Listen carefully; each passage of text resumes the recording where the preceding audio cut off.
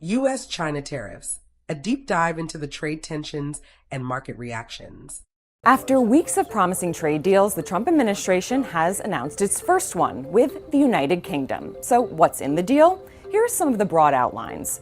President Trump says the UK will open its market to $5 billion worth of American exports for farmers, ranchers, and producers. We're talking about products like American beef, ethanol, animal feed, machinery, and more. British exports are still subject to the 10% universal tariff rate, but there are some exemptions. For example, Rolls-Royce engines and other airplane parts can come into the U.S. tariff-free.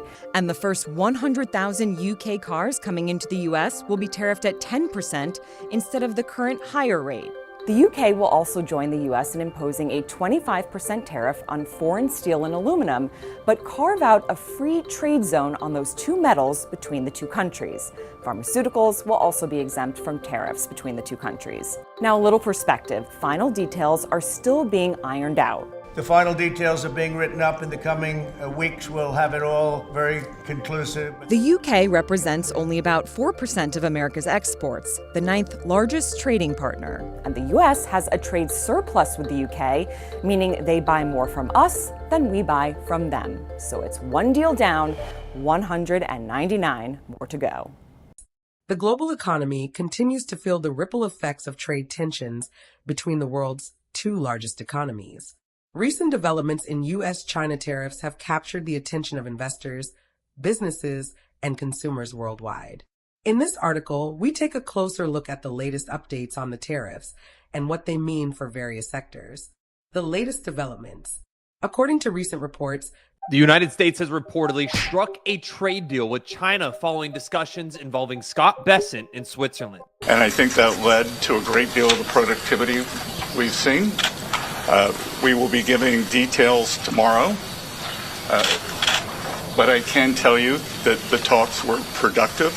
We had the vice premier, two vice ministers who were integrally involved, Ambassador Jameson and myself, and I spoke to President Trump, as did Ambassador Jameson last night, and he is fully informed of what is going on. So there will be a complete briefing tomorrow morning. After 2 days in Geneva, U.S. and Chinese officials finally shook hands on a trade deal. Treasury Secretary Scott Bessent saying, "We will be giving details tomorrow, but I can tell you that the talks were productive." Now, what's shocking here is that Ambassador Jamieson Greer said it's important to understand how quickly we were able to come to an agreement, which reflects that perhaps the differences were not so large as maybe thought.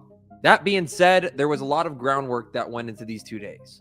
Now, off this announcement, Bitcoin surged by about 1%, hitting almost $105,000. The latest news we have coming out of China is Chinese Vice Commerce Minister Li Shenggang, and I might be pronouncing that completely wrong, but says any deal to be reached will be in China's development interest. It is unclear why Chinese officials are speaking about deals to be reached, while the U.S. announces a deal has already been reached. So the only question here is there actually a deal being done between Donald Trump and Xi Jinping? Because if so, the crypto and stock market is going to absolutely rip, which is exactly why you need to hit that like button, subscribe to this channel, and be sure to turn on those notifications as we cover the deal of the century tomorrow.